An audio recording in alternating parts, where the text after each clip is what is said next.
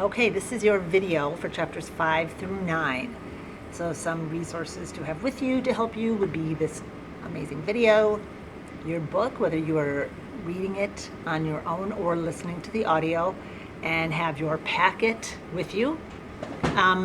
In this section, I also will talk a little bit and introduce the pivotal passage.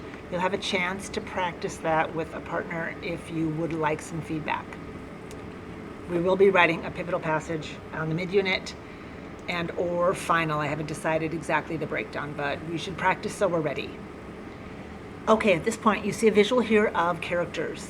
Across the top, you see Unoka, his father. You see Okonkwo, our main character. You see Obiorika. He gave him, got him started with his yam farming. You see Nwoye, his son. And then across the bottom, you have Ikamafuna, his adopted son, right?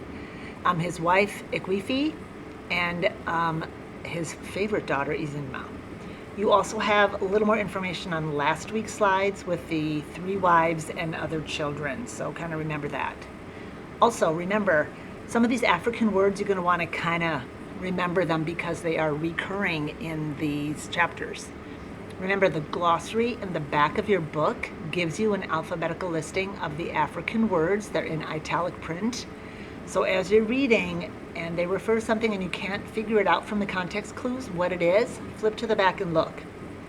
So far, some things, one of the African words was a reference to the gong, which is used for significant events. So remember that when it was used. Also some character and or specific kinds of things in this book. There is the oracle. Pay attention. Who is that person to the tribe? We should know from our one-pagers about Proverbs. It is a very important way of communicating in this tribe. So make sure we are familiar with those. Everyone has a chi, their personal god. Make sure you are aware of that African word. The kola nut is very important for them. It's a sign of hospitality, and it's a social thing they do when guests come to their home, and you have some information in your instructional packet about that as well.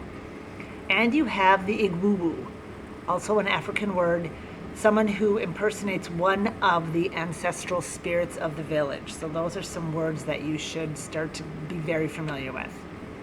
So this section here of chapters 5 through 7, chapter 5, a couple of things to keep in mind. They are preparing for a traditional feast of the new yam, so pay attention to that. One of his wives breaks a pot, Obiageli. You should see what happens when that happens. Chapter 6, there is a wrestling match at the festival, and we meet Chilo. You should know who that is. In 7, you see a relationship forming between Ikamafuna and Nwoye. That is the adopted son and Okonkwo's birth son, his biological son. A cloud appears in the sky, and it is not a storm cloud. I will repeat, it is not a storm cloud, but you should know what it is. And then something happens to Ikamafuna. So see what happens in chapter 7 about that. Moving on, your purpose in 8 and 9. You see Okonkwo visiting his old friend Obiorika. They talk about death and about children. You see lots of idioms in this chapter, and you also hear about another traditional marriage proposal, so you're getting more about their culture there.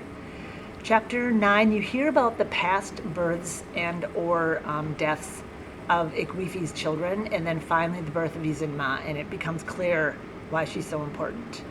Some other vocabulary you should be familiar with then is Ogbanji and Iuwa, and I'm doing my best to pronounce them. I'm not worried about how you pronounce them. You just need to be able to recognize kind of what's happening and how Chinua Achebe is trying to build our vocabulary a little bit with some of the common words to kind of acclimate him to his culture, and maybe we build some appreciation for that as well.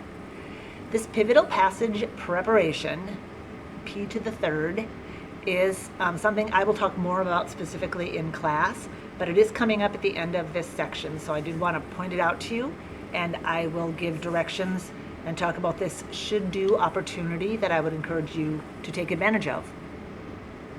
Good luck with this section.